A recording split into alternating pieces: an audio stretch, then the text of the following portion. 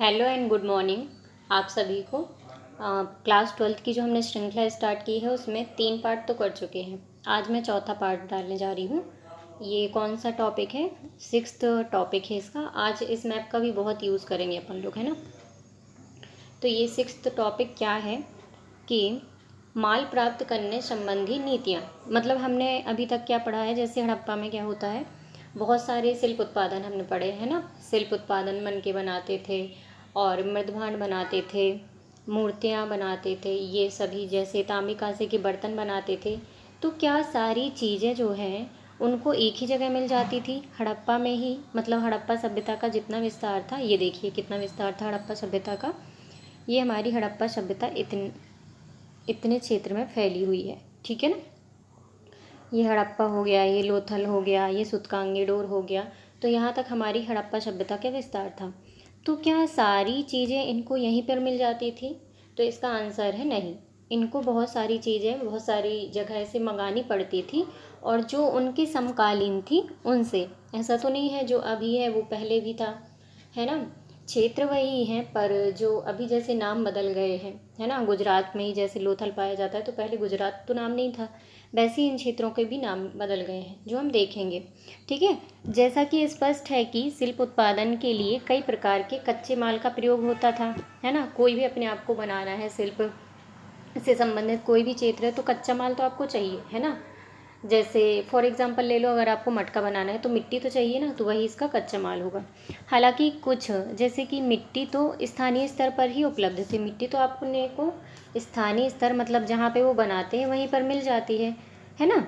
कुछ अन्य जैसे पत्थर हो गया, लकड़ी हो गया, धातु जड़ोड़क मैदान से बाहर के क्षेत्रों से मंगाने पड़ते थे। पर हमको है ना पत्थर, मतलब जैसे उन्होंने बताया ना, जैस्पर हो गया और कार्निलियन, तो ये सारे पत्थर है ना, ये हो गया, लकड़ी हो गया, है ना। धातु जो है वो हमको यहाँ नहीं मिलती थी। जो जलोढ़क मैदान थे ना, जहाँ पे मैदानी क्षेत्र था, हमको वहाँ से मंगाने पड़ते थे, है ना, बाहर के क्षेत्रों से।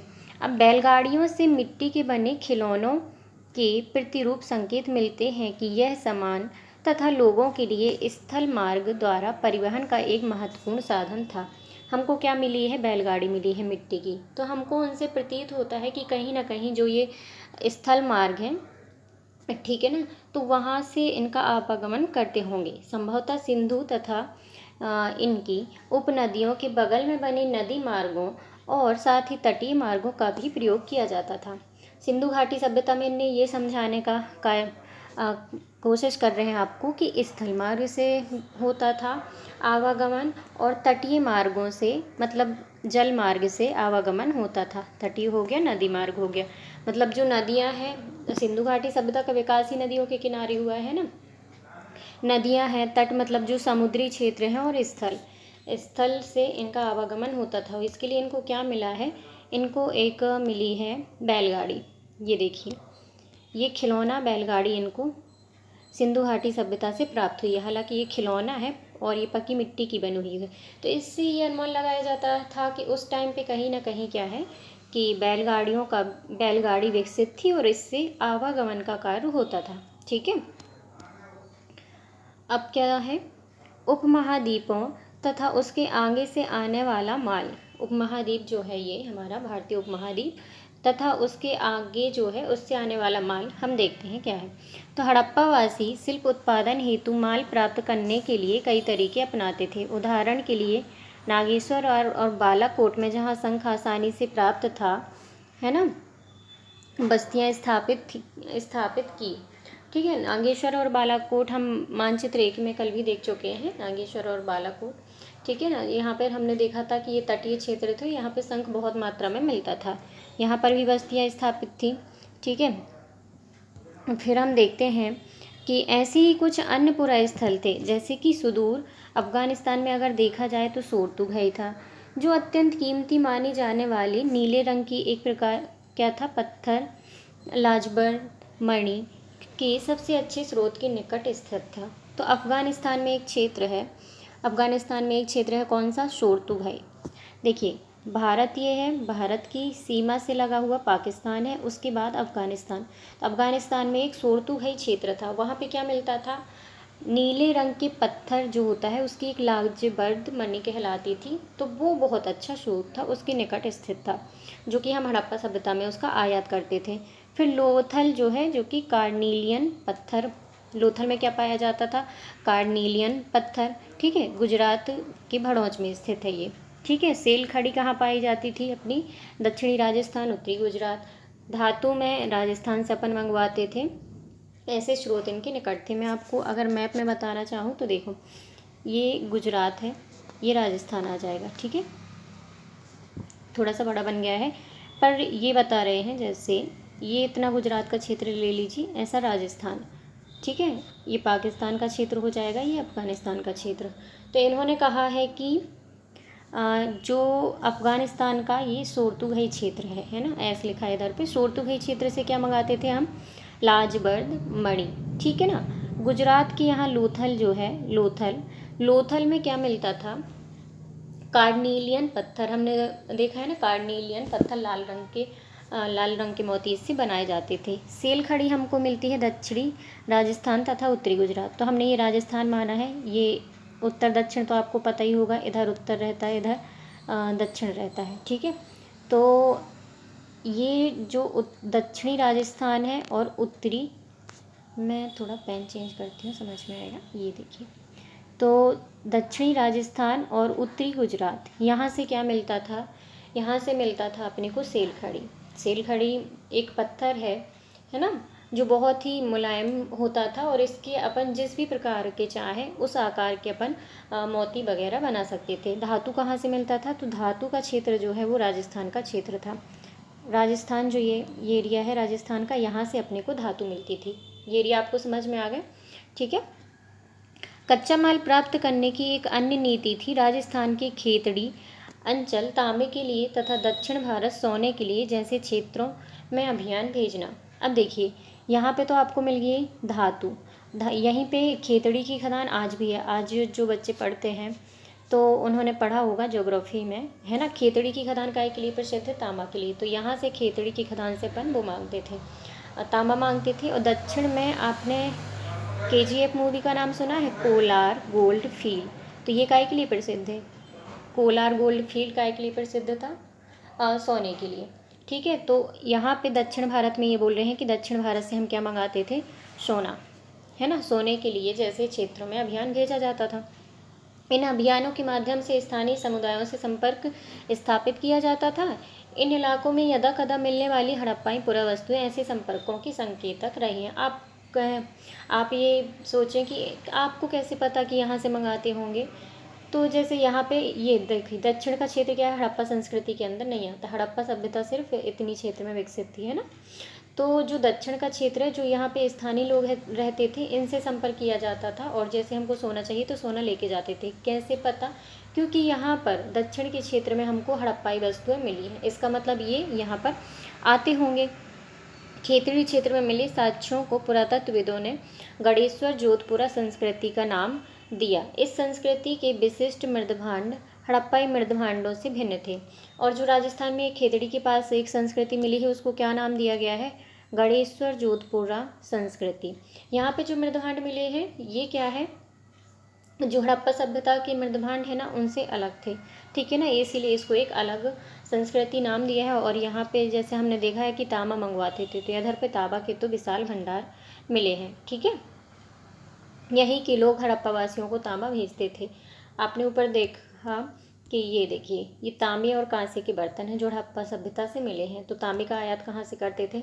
खेतड़ी, है ना। राजस्थान में जो खेतड़ी है वहाँ से अपन तांबे का आयात करते थे। ये देखिए, एक थाली मान लीजिए, और एक प्रकार की ये देखिए, ये इसमें खाना बनाते थे। ठीक है ना, इसको बटलो ही बोलते हैं। अब सुदूर क्षेत्रों से संपर्क, ये 6.2 टॉपिक है। ठीक है, तो कैसे हाल ही में हुई पुरातात्विक खोजें इंगित करती हैं कि तांबा संभवतः अरब प्रायद्वीप के दक्षिण पूर्व छोर पर स्थित ओमान से भी लाया जाता था। एक तो हमने तांबा कहाँ देखा? खेतड़ी। और एक कहाँ से लाया जाता था? तो ये कह रहे हैं संभवतः ओमान से। ठीक है, अभी हम मैप में इसको समझेंगे। रासायनिक विश्लेषण दर्शाते हैं कि जो ओमानी तांबा था ना, जो ओमानी तांबा था और तथा हड़प्पाई पुरावस्तुएं दोनों में निकिल के अंश मिलते हैं। कैसे पता? क्योंकि दोनों में ही निकिल के अंश मिले हैं जो दोनों के साझा उद्भव की ओर संकेत करते हैं। ठीक है, संपर्क के और भी संकेत मिलते हैं। एक विशिष्ट प्रकार का क्या मिला है? पात्र मिला है, एक बड़ा सा हड़प्पाई मर्तबान। ये हड़प्पाई मर्तबान है जो कहाँ पे मिला है? ओमान में मिला है। इसीलिए हम कह सकते हैं कि इनका संपर्क था। जिसके ऊपर काली मिट्टी की एक क्या है? मोटी परत चढ़ाई गई थी ताकि इस है ना, ऐसी ओमानी स्थलों से मिला है। ऐसी मोटी परतें जो हैं तरल पदार्थों के रिसाव को रोक देती हैं। हमें यह नहीं पता कि इन पात्रों में क्या रखा जाता था। यह संभव है कि हड़प्पा सभ्यता के जो लोग हैं इसमें रखे सामान का ओमानी तांबे से बने। देखिए, हम ओमान से तांबा मंगवाते थे तो एक प्रश्न ये उठा कि आपको कैसे पता कि ओमान से हमारा संपर्क था। ओमान से हमारा संपर्क, ये जो हमको हड़प्पा की पुरावस्तुएं कहाँ से मिली हैं? ओमान से मिली हैं। इसमें क्या था? एक मिट्टी की परत चढ़ा देते थे ऊपर से ताकि जो इसके अंदर रखी चीज़ें हैं वो उनका रिसाव ना हो। अब पुरातत्वविद ये नहीं जानते कि इसमें क्या रखा जाता था, और इसमें जो चीज़ें रखी जाती थी हम जो हड़प्पा से भेजते थे उसके बदले हम क्या करते थे? तांबे का आयात करते थे। ठीक है, हम तांबा मंगवाते थे और इधर पे हम ये अपना जो भी हड़प्पा का सामान है इधर भेजते थे। ठीक है ना। अभी तो हम मुद्रा का प्रयोग करते हैं, सोने का प्रयोग करते थे पहले, है ना। अभी मुद्रा का प्रयोग करते हैं। कुछ भी चीज़ें मंगवाना हो, हमको कुछ सामान खरीदना हो दुकान से तो हम पैसे देते हैं, सिक्के देते हैं। पहले सिक्का नहीं चलता था, बार्टर सिस्टम चलता था जिसको बोलते हैं वस्तु विनिमय। ठीक है ना। तो ये जो भी रख के भेजते होंगे और तांबा मंगवाते थे। ठीक है, कुछ भी भेजते होंगे। ये देखिए आपका मैप, यहाँ पे ज़्यादा समझ में आएगा, इस मैप में थोड़ा सा क्लियर है। ये देखिए यहाँ पे जो इन्होंने बताया है ना, ओमान का क्षेत्र वर्तमान में अगर देखें तो यहाँ पे आता है ना। और जो उस टाइम पे बताया गया है ना, ओमान को इसमें मगन भी कहा गया है, मगान, है ना। तो यहाँ से अपन लोग तांबा मंगवाते थे, हड़प्पा सभ्यता के लोग। यहाँ से लोथल बंदरगाह से भी जा सकते थे और हो सकता है कि यहाँ से स्थल मार्ग से घूमते हुए भी जाते होंगे। ठीक है, और देखते हैं। और इसमें बहुत सारे क्षेत्रों के नाम आए हैं, तब मैं इस मैप को और ज़्यादा अच्छे समझाऊंगी। ठीक है, तीसरी सहस्राब्दी ईसा पूर्व में, मतलब 3000 ईसा पूर्व में दिनांकित मेसोपोटामिया के लेखों में मगान, जो संभवतः ओमान, मगान को ही क्या बोला गया है? जो मैप में मगान दिखाया गया है ना उसको ओमान बोला गया है। ओमान के लिए प्रयुक्त नाम था। नामक क्षेत्र से तांबे के आगमन के संदर्भ में मिलते हैं। ठीक है, यहाँ रोचक बात यह है कि मेसोपोटामिया के स्थलों से मिले तांबे में भी निकिल के अंश मिले हैं, ये हमने भी पढ़ा है। अच्छा, ये कैसे बोल रहे हैं कि ओमान, मेसोपोटामिया ये सभी संपर्क में थे? क्योंकि इनमें क्या मिला है? निकिल के अंश। मेसोपोटामिया की सभ्यता जो थी उधर भी मिले, मेसोपोटामिया में, हड़प्पा में भी मिले हैं और ओमान में भी, सभी में निकिल के अंश मिले हैं। लंबी दूरी के संपर्क की ओर संकेत करते हैं कि भैया कहीं ना कहीं ये लोग है ना लंबी दूरी से, मतलब ऐसा नहीं है कि अपने क्षेत्र तक ही सीमित थे, ये लंबी दूरी तक भी अब क्या करते थे? संपर्क स्थापित करते थे। पुरातात्विक खोज में अगर देखा जाए तो हड़प्पाई जो भी मोहर है, बाँट है, पासे हैं तथा मनके शामिल हैं, है ना। अन्य पुरातात्विक खोज जो कि संपर्क मतलब मिलते हैं हड़प्पा की, ये सारी चीज़ें यहाँ पर भी मिलती हैं। इस संदर्भ में यह देखना महत्वपूर्ण है कि मेसोपोटामिया में एक लेख मिला है ना। लेख दिलमन संभवतः बहरीन द्वीप, मगान तथा मेलुहा संभवतः हड़प्पाई क्षेत्र के लिए प्रयुक्त शब्द नामक क्षेत्रों से संपर्क की जानकारी मिलती है। मेसोपोटामिया में एक लेख मिलता है जिसमें लिखा रहता है कि दिलमन, है ना, जो कि इसको क्या बोला गया है? दिलमन को बहरीन, संभवतः ये क्या हो सकता है? बहरीन हो सकता है। मगान जो कि ओमान बोला है, और मेलुहा जो कि हड़प्पा सभ्यता से संबंधित है ना, इनके लिए प्रयुक्त हुआ है। मतलब यहाँ से इनके संपर्क स्थापित थे, दिलमन से, मगान से, मेलुहा से। दिलमन से, मगान से, मेलुहा से। दिलमन क्या है? बहरीन है। तो हमने देखा इन 3 क्षेत्रों से इनके संपर्क थे। ठीक है ना, नामक क्षेत्रों से संपर्क। यह लेख मेलुहा से प्राप्त निम्नलिखित उत्पादों का भी प्रयोग करता है। मेलुहा किसको कहा गया है? अपनी हड़प्पा सभ्यता के क्षेत्र को। तो मेलुहा से क्या क्या मिलता था? कार्नीलियन मिलता था, लाजबर्द मणि मिलती थी जो कि अफगानिस्तान में, वो भी, हड़प्पा सभ्यता के अंतर्गत आता है। तांबा हो गया, सोना तथा विविध प्रकार की लकड़ियों, ये इतना मिलता है। मैं अगर आपसे पूछे कि हड़प्पा में क्या क्या मिलता था, तो ये सारी चीज़ें मिलती थी। ठीक है ना। मेलुहा के विषय में एक मेसोपोटामिया में था कि ये भी है, बताता है कि तुम्हारा पक्षी हाजा पक्षी हो, उसकी आवाज़ राजप्रसाद तक सुनाई दी। यह ऐसा बताता है कि मेलुहा के विषय में कहा जाता था कि तुम्हारा पक्षी हाजा पक्षी होना चाहिए, है ना, उसकी आवाज़ कहाँ तक सुनाई दी, राजप्रसाद तक। तो कई पुरातत्वविदों ने कहा है कि हाजा पक्षी कौन था, मोर था। ठीक है ना। अब क्या यह नाम उसे अपनी आवाज़ से मिला था, पता नहीं, ये इस पर क्वेश्चन मार्क करते हैं। ऐसा संभव है कि ओमान, बहरीन या मेसोपोटामिया से संपर्क सामुद्रिक मार्ग से था। ठीक है ना। मेसोपोटामिया के लेख मेलुहा को नाविकों का देश कहते थे। देखो मेलुहा के बारे में कितनी बातें हैं। इन्होंने मेलुहा के बारे में बताया है कि ये सारी चीज़ें मिलती हैं, क्या क्या उत्पाद मिलते हैं। पेन चेंज करती हूँ मैं। ये इन्होंने बताया है कि मेलुहा में विविध प्रकार के उत्पाद मिलते हैं। फिर एक इन्होंने बताया है कि यहाँ पर एक हाजा पक्षी, जिसको संभवतः मोर कहा गया है। फिर इन्होंने कहा है कि मेलुहा क्या है, नाविकों का देश है। मतलब यहाँ पे कहीं ना कहीं सामुद्रिक रूप से जो हम आवागमन करते थे उसका संकेत है कि नहीं, है ना। और इसके अतिरिक्त हम मोहरों हमने क्या है हमें मोहरों पर जहाज़ों तथा नावों के चित्रांकन पाते हैं। अब हम मोहरें देखते हैं। मोहरें ये देखिए, ये एक मोहर पाई गई है जिसमें क्या है, नाव। ये देखिए नाव बनी हुई है, नाव के संकेत मिलते हैं यहाँ पर। ये कोई देखिए गिरगिट टाइप का दिख रहा है, तो ये मोहर पर नाव, मतलब नाव का प्रयोग होता था। हो सकता है कि व्यापार के लिए हम नाव का प्रयोग करते हों, मतलब कि सामुद्रिक जो परिवहन होता है ना, उसका प्रयोग उस समय पे होता था। एक ये हमको मिली है, यह है मेसोपोटामिया की एक विशिष्ट बेलनाकार, बेलनाकार है ना इसका, बेलनाकार जो अपन वो पढ़ते हैं ना गणित में, बेलनाकार। तो ये बेलनाकार मोहर मिली है, जो है कहाँ की, मेसोपोटामिया की। परंतु इस पर बना जो कुगड़ वाला वृषभ है ना, ये कुगड़ वाला वृषभ आपको दिख रहा होगा, इस पर बना कुगड़ वाला वृषभ का चित्र सिंधु क्षेत्र से लिया गया है। सिंधु क्षेत्र में ये कुगड़ वाला बैल बहुत फेमस था। ठीक है ना। ये देखिए, ये सिंधु क्षेत्र में ये कुगड़ वाला बैल बहुत ही प्रसिद्ध था। आपको मोहरों में यही मिलेगा। और एक सींग वाला वो यूनिकॉर्न पढ़ा है ना, यू फॉर यूनिकॉर्न, ये मिलता है। बहरीन में मिली गोलाकार, बहरीन से प्राप्त हुई है ये गोलाकार फारस की खाड़ी प्रकार की मोहर प्रतीत होती है। कभी कभी हड़प्पाई चित्र मिलते हैं, है ना। रोचक तथ्य यह है कि दिलमुन के स्थानीय बाट हड़प्पाई मानक का अनुसरण करते हैं। जो दिलमन है ना, उसके भी जो स्थानीय बाट है, जो हड़प्पाई मानक है ना, अभी हम पढ़ेंगे जो हड़प्पाई मानक है वो कितने अच्छे थे बाट के प्रयोग के लिए, कितने उससे बाट बनाते थे, वो हम देखेंगे। तो वो दिलमन के जो बाट है वो हड़प्पाई मानक का भी प्रयोग करते थे। थोड़े से हम क्षेत्र देखते हैं ताकि आपको समझ में आ जाए। ये देखिए, ये दिलमन है, यहाँ पर बोला गया है ना, दिलमन के बाट जो हड़प्पा सभ्यता है अपनी, इनका अनुसरण करते थे। ये है मेसोपोटामिया की सभ्यता, जो बहुत ही फेमस महत्वपूर्ण सभ्यता है। ये इराक के आसपास विकसित हुई थी। ठीक है ना। मेसोपोटामिया, यहीं से अपने को क्या मिला है, लेख मिला है, जिसमें हमारी हड़प्पा सभ्यता के बारे में क्या, एक मेलुहा शब्द का प्रयोग किया गया है। उसमें क्या क्या उत्पाद थे, हम क्या क्या, है ना, हाजा पक्षी के बारे में मिला है।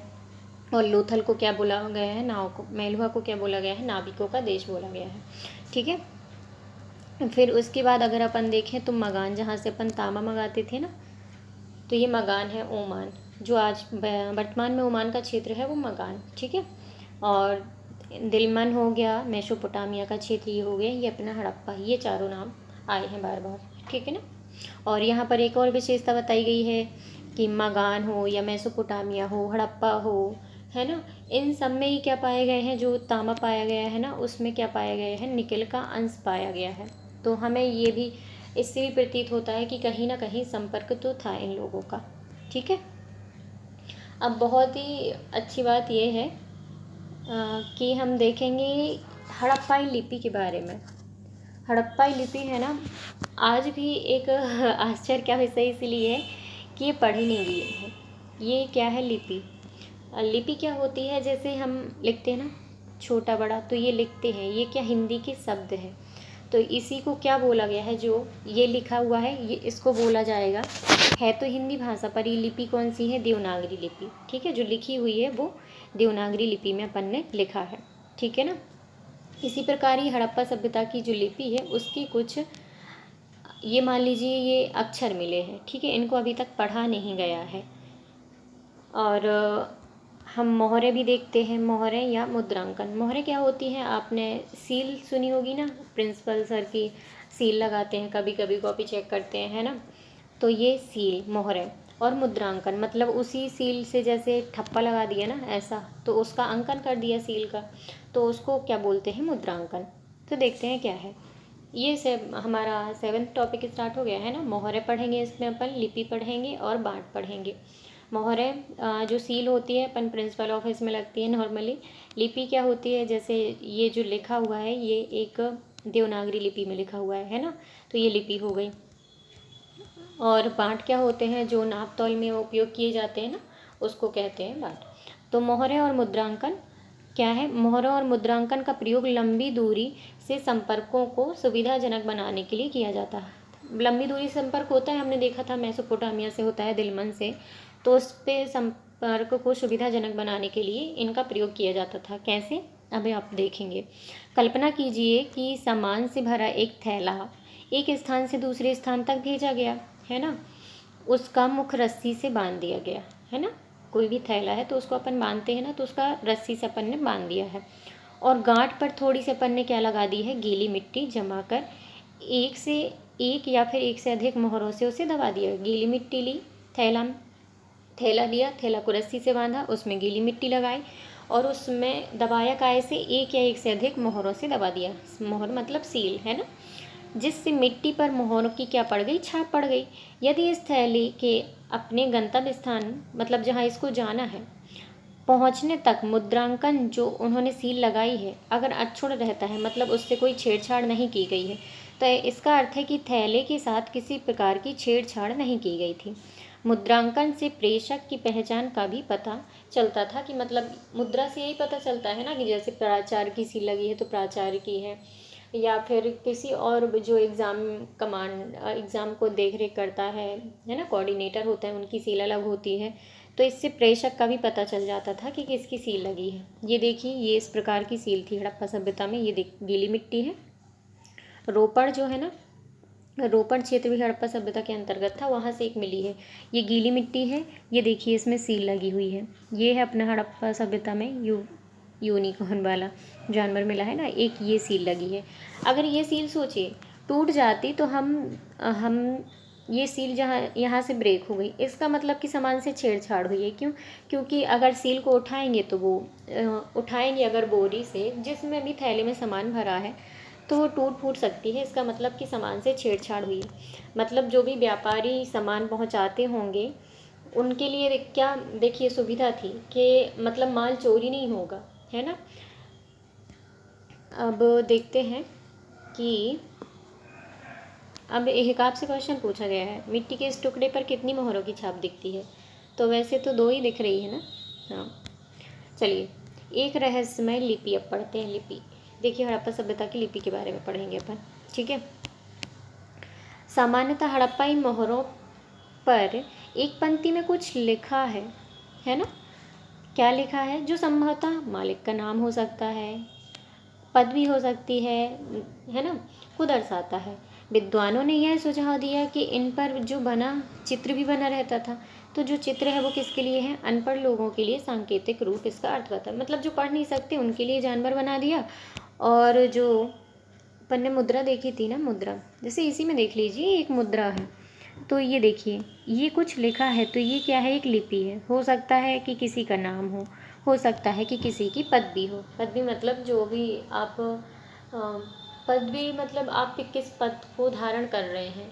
जैसे आपकी स्कूल में टीचर हो गया, शिक्षक हो गया, है ना, प्राचार्य हो गए, तो उनके अलग अलग पद है ना। तो हो सकता है ये यहाँ पर, या फिर जैसे आपका शिक्षक है तो यहाँ पर शिक्षक लिखा हो सकता है यहाँ पर प्राचार्य लिखा हो। ठीक है ना। हो सकता है यहाँ पर क्या लिखा हो? नाम लिखा हो, जैसे XYZ कुछ भी नाम हो सकता है। और जो ये बनाए गए थे जानवर, ये हो सकता है कि जो लोग पढ़ नहीं सकते उनके लिए बनाए गए थे। ठीक है ना, कि ये इसको देख कर समझ जाए।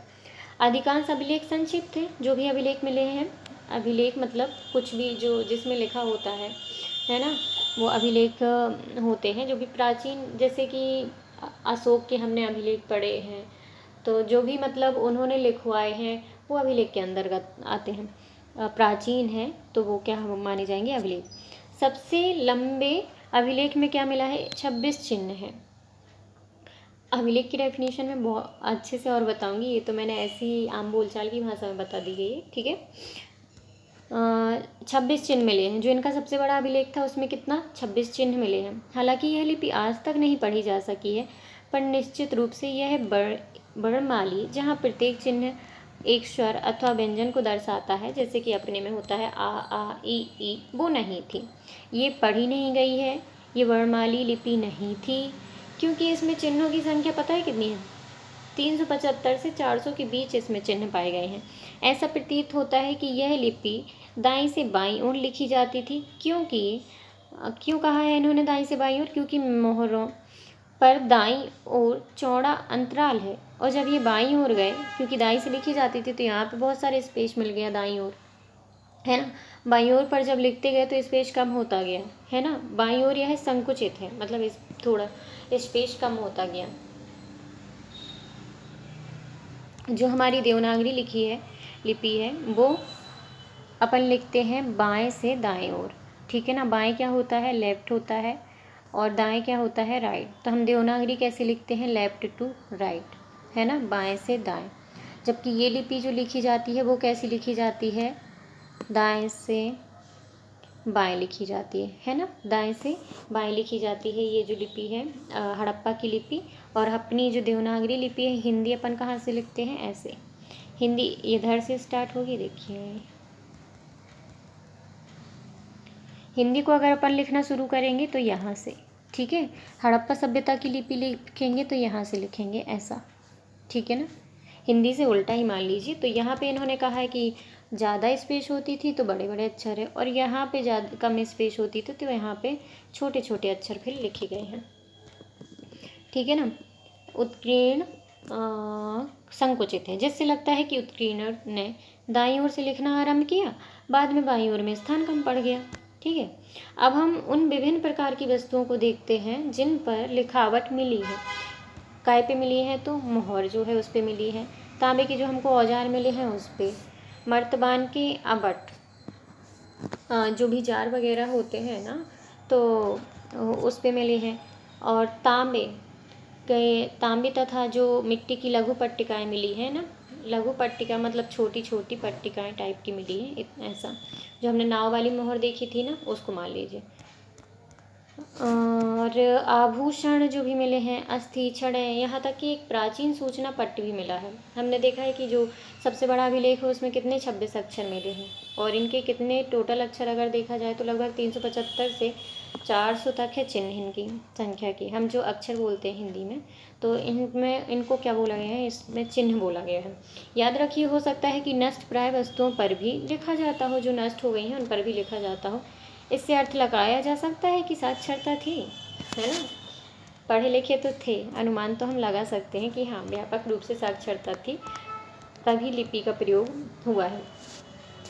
वर्तमान समय में सामान की लंबी दूरी के विनिमय के लिए प्रयुक्त कुछ तरीकों की चर्चा कीजिए। उनके क्या क्या लाभ हैं और समस्याएं हैं। तो वर्तमान में आप जो सामान लंबी दूरी भेजते हो ना, जैसे हम यूरोपियन कंट्री भेज देते हैं, अमेरिका भेज देते हैं, तो उनके लिए बताइए आप क्या क्या तरीके उपयोग करते हैं। तो हम भी स्थल मार्ग का प्रयोग करते हैं, जल मार्ग का प्रयोग करते हैं, अगर इमरजेंसी हो गई तो वायु मार्ग का भी प्रयोग कर लेंगे, है ना। पर ही इमरजेंसी केस में सामान तो हम स्थल और जल से ही भेजते हैं। क्या क्या तरीके हैं, क्या लाभ हैं, क्या हानि है, ये सब बताइए। आप लोग चर्चा कीजिए, ठीक है। लाभ क्या है, हानि क्या है, क्या क्या लाभ है। हालांकि इसमें हानि नहीं पूछी गई, समस्याएं पूछी गई कि क्या क्या समस्याएं आती हैं, ठीक है। नेक्स्ट देखते हैं अपन बाट माप होता क्या है, मापतौल के लिए प्रयोग होता है ना। मापतौल के लिए प्रयोग किया जाता है बाट। अब आपने बाट देखा ही होगा, जो पहले होते थे ना, जो मापतौल के लिए उपयोग करते थे। अभी तो इलेक्ट्रिकल आ गया है तो नहीं, पर आपने कहाँ देखे होंगे, आपने किराने की शॉप में जब वो तक तराजू चलते थे तो वहाँ पे देखे होंगे बाँट, ठीक है। अभी नहीं देख पाओगे अभी, क्योंकि सब इलेक्ट्रॉनिक हो गया है ना। विनिमय बाँटों की एक सूक्ष्म विनिमय जो अपन एक्सचेंज करते थे खरीदारी, तो बाँटों की एक सूक्ष्म या परिशुद्ध प्रणाली द्वारा नियंत्रित थे। विनिमय जो है, जो एक्सचेंज करते थे कुछ खरीद बिक्री, तो बाँटों की सूक्ष्म और क्या थी, परिशुद्ध प्रणाली द्वारा नियंत्रित थी। मतलब विनिमय ऐसे नहीं होते थे कि कुछ भी लो, चलो एक गिलास गेहूँ भर दो और एक गिलास उसके एक्सचेंज में आप क्या दे सकते हो, आपके यहाँ नमक होता है तो चलो एक गिलास नमक दे दो, ऐसा हो सकता था। पर ऐसा नहीं, बल्कि ये शुद्ध और जो परिशुद्ध नियंत्रित प्रणाली थी ना बाँटों की, जैसे अभी अपन माप तोल करते हैं, है ना, वैसे नियंत्रित थी। ये बाँट सामान्यतः काय से बनाए जाते थे, तो चट नामक पत्थर से बनाए जाते थे। आमतौर पर ये किसी तरह के निशान से रहित घनाकार होते थे, ठीक है ना, घनाकार अपन ने पढ़ा है, मैथ्स में पढ़ा होगा। इन बाँटों के निचले मानदंड क्या होते थे, द्विआधारी होते थे। मतलब जो छोटे बाँट होते थे उनके मानदंड कैसे होते थे, द्विआधारी, जबकि ऊपरी मानदंड दशमलव प्रणाली पर का अनुसरण करते थे। जो ऊपरी मतलब बड़े बाँट होते थे वो दशमलव प्रणाली से का अनुसरण करके बनाए जाते थे। छोटे बाँटों का प्रयोग काय में होता था, आभूषणों मनकों को तोलने के लिए। धातु से बनी तराजू की पड़ले भी मिले हैं। हम देखते हैं क्या है, ये कहना क्या चाह रहे हैं। जो छोटे बाँट होते थे, निचले मानदंड जिनको बोला गया है वो देखिए, 1 2 क्या होते थे, द्विआधारी होते थे, 4, मतलब ये 1 है तो इससे बड़ा ये हो गया 2, ठीक है ना, 2 से बड़ा ये 3 नहीं आएगा, ये आ जाएगा 4, तो इसी को क्या बोला गया है, द्विआधारी, है ना। कैसा बोला गया है, 1 2, 2 का दुगना क्या होगा, 4, 4 का दुगना क्या होगा, 8। मतलब ये जो बाँट थे ना, इनका रेशियो कैसा था, 1/2। ये जो बाँट है अगर 1 है तो ये 2 होगा।